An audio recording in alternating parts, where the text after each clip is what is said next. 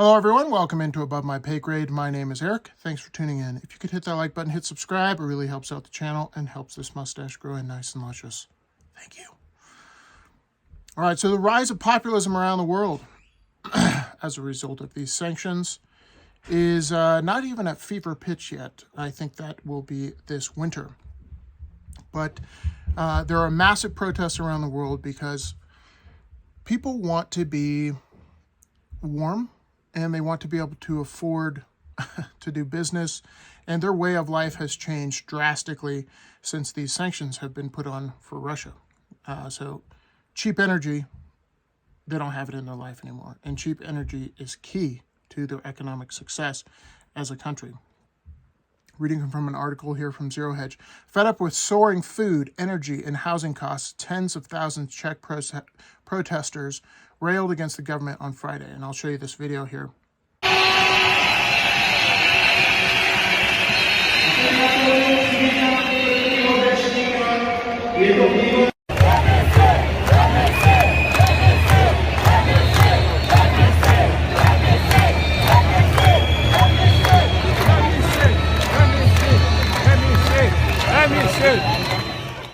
So they are demanding the resignation of conservative Prime Minister Peter Fiala's government and withdrawal from NATO and the negotiation of gas purchases from Russia.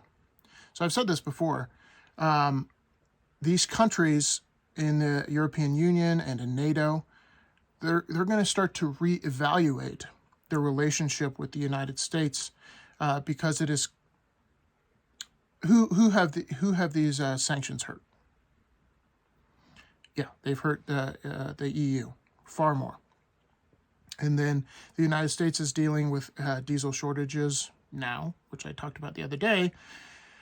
And when you have resources that are scarce, which is the first rule of economics, is scarcity, you have this rise in populism. Because when you have dullards in Washington who are virtue signaling their way to success, in a world of reality where resources are scarce, you need to be intelligent about that. You have to make hard decisions where you can't just say, Putin bad, yucky, yucky, I don't want to deal with him, and turn off the light switch and expect everyone to just deal with it. That's not how it works. Maybe you shouldn't have been reliant on Putin in the first place. That's on you, government, as well. Further reading here, the protests occurred both in the capital, Prague, as well as the second largest city of, I want to say it's Brno, B-R-N-O. Some of the protesters were quoted as saying, "Russia is not our enemy. The government of warmongers is our enemy," one speaker said, according to the Associated Press. Protest organizers were also demanding that the refugees from Ukraine not get permanent residency, because a lot of them, the Ukrainian refugees, came over to the Czech Republic. Again, rise of populism. When resources are scarce, people start going like this. I don't want to share. It's human nature. We see it all around the world. It's because, my humble opinion, world leaders have made a lot of dumb decisions. The Czech government has tried to battle the rising prices with aid to businesses and household electricity price caps, which, if you follow this channel, you know that does not work. Friday's protesters were part of a wave of discontent throughout Europe. So it's not just in the Czech Republic. On Thursday, thousands of protesters in France demanded higher wages to offset the rising cost of living. Among them, striking were teachers, healthcare providers, and railway workers. Recent weeks have seen similar protests in Germany and Austria. Here's this video from Germany.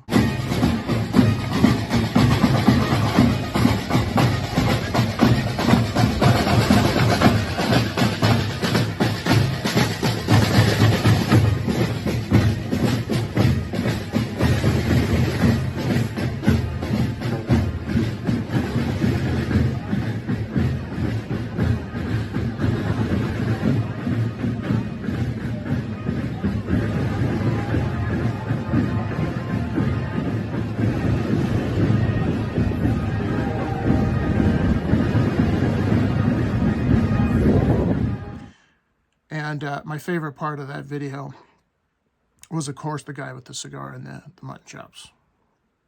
Am I right? I want to be his friend. So my point is the discontent in Europe is not even close to fever pitch, because what happens when you can't get energy at any price? And I talked about this in the United States.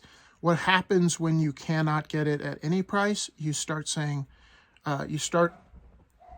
consolidating what's yours and not sharing from a geopolitical standpoint, which breaks down trade relations, and it causes even more rise of populism. What's the answer to all this? What fixes this?